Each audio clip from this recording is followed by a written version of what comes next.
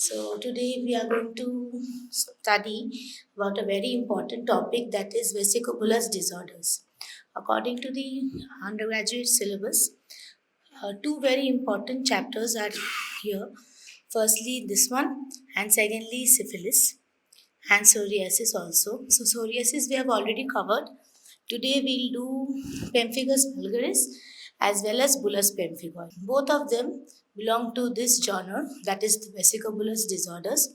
So just a brief introduction about the whole scenario, and then very in brief I'll tell you about both the diseases. So firstly, vesicobular disease, what is it?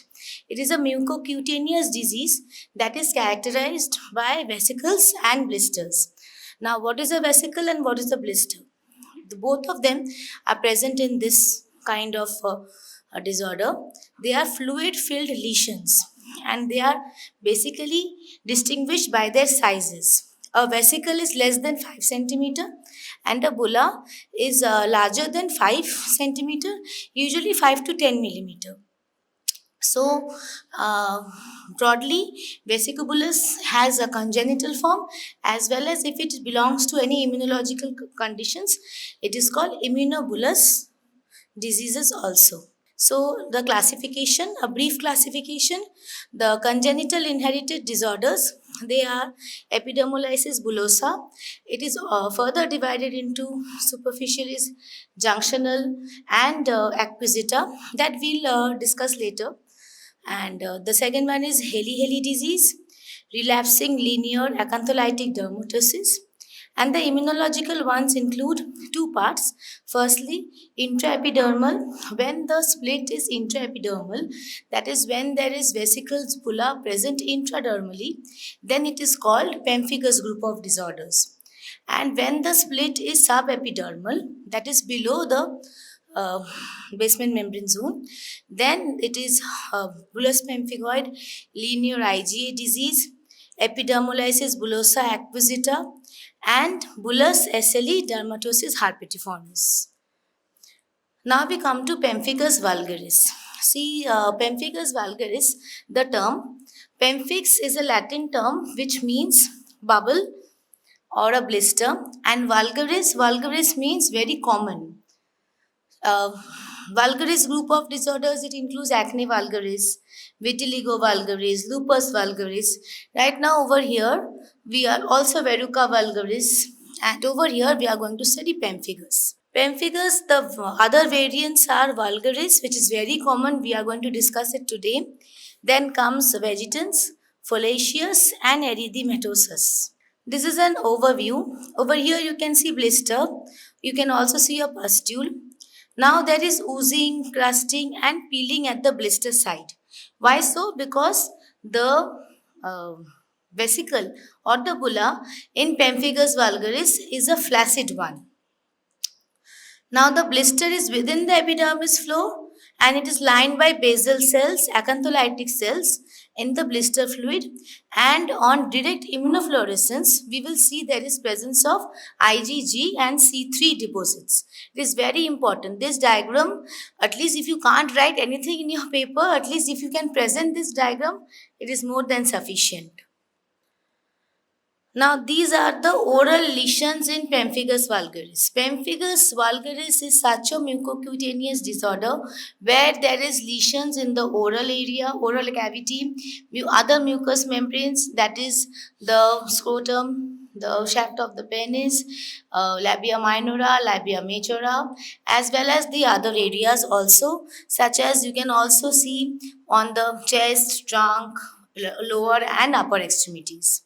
Sometimes even the ocular lesions are also present, subconjunctival. Now the pathogenesis, I have just briefly written it so that at least you remember the salient features.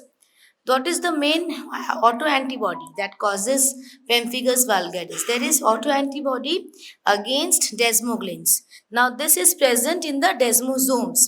Where are the desmosomes? In the first class we have already studied about the structure of the skin, where there is interlinking of the epidermis. The keratinocytes present in the epidermis are linked via the desmosomes.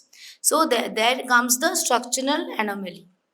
Now here it is a suprabasal split or a intradermal split. What happens in a histopathology? We will see row of tombstone appearance. What is it? It is a basal cell that is attached to the basement membrane, but they are separated from one another. So here comes the split. The basement membrane zone is having a basal layers of the basal cell layer, but they are separated from one another. Why they are separated and what they are showing? They are showing acantholytic cells in the blister cavity. So once we do Zhang smear, Zhang Tzanck, Zhang smear is very important bedside dermatological test. Once we do Zhang smear from a blister fluid, we will see there is presence of numerous acantholytic cells. That is diagnostic of pemphigus vesicobullous disorders. Now we come to the clinical features. What we will see that there are oral lesions in all the patients. Vulgaris patients will always have oral lesions. Other mucosal sites, as I have discussed, will also be involved. Now two bedside diagnostic tests will be done. One is Nikolsky sign and another is bulla spread sign. Now what happens in Nikolsky?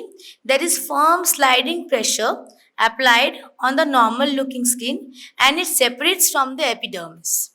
So what happens is we are applying a small pressure, a very firm pressure over the skin and there is separation of the epidermis from the dermis. The bulla spread sign is similar and it is positive. Now, where are these lesions present? Usually on the scalp, face, axilla, groins, and all the pressure points. Pressure points includes the joint areas also.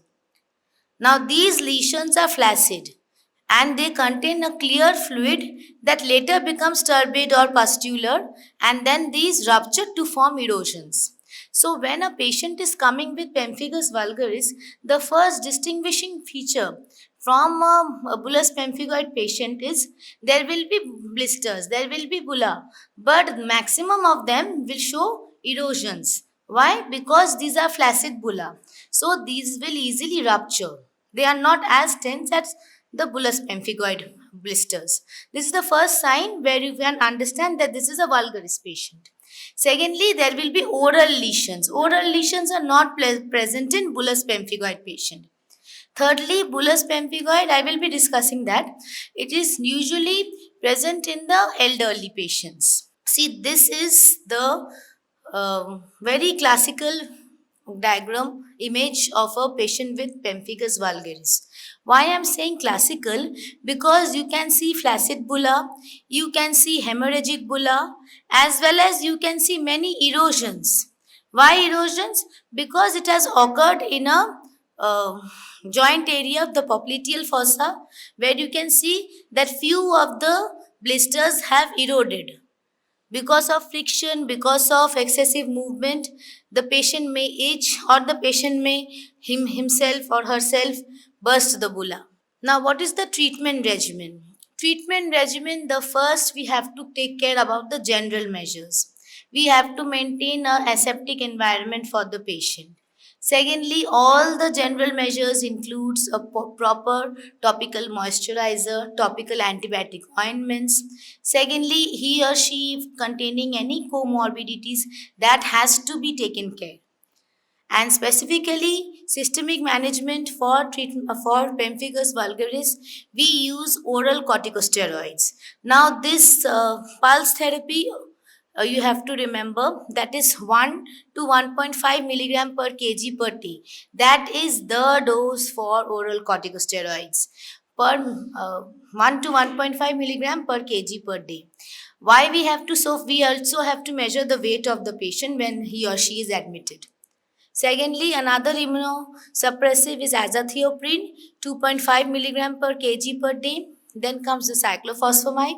We have to handle this drug with care as it can lead to hemorrhagic cystitis. And secondly, and lastly, it's cyclosporine, 5 milligram per kg per day. So these are the immunosuppressives which help the patient regain back his or her good health. Now we come to bullous pemphigoid. Bullous pemphigoid is another very important topic for your exams. You may get a short note, you may get a long question also on management of clinical features and management of bullous pemphigoid. So I have gone through few papers, so there was this question. So it is a blistering disease of the elderly. Senile patients above 50 usually present in the OPD. These contain tense and large bulla. Now, what do you mean by tense? What is the uh, meaning of a tense bulla? It does not show any erosion. Until and unless you apply a sharp force, it is not eroded, unlike the flaccid bulla in Pemphigus vulgaris. See, this is a tense bulla. It is large in size. They are grouped. Firstly, they form in groups, then they become large in size and very, very tense. You can see the biggest one. It could have easily ruptured, easily eroded, but the patient comes with such sizes of bulla in a pemphigoid patient. See, there are grouped vesicles. You can see there is erosion also. But firstly, the patient is admitted. This is an admitted patient's photo. So there was multiple bulla like this, and few had eroded after the treatment started. But there is a coliform of bulla. You can see a collection over here, very tensed, and these also contain clear fluid.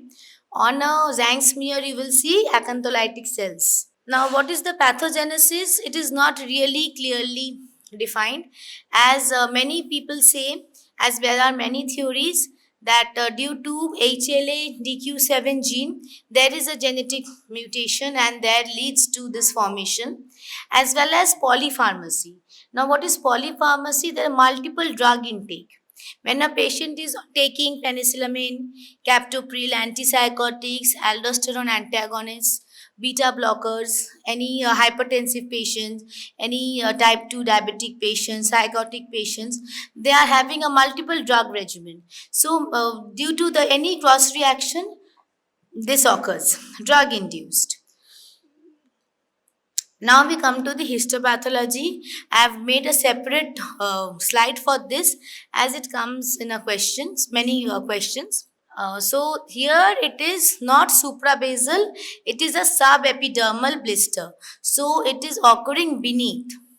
Here there is multiple dermal inflammation. What is a dermal inflammation?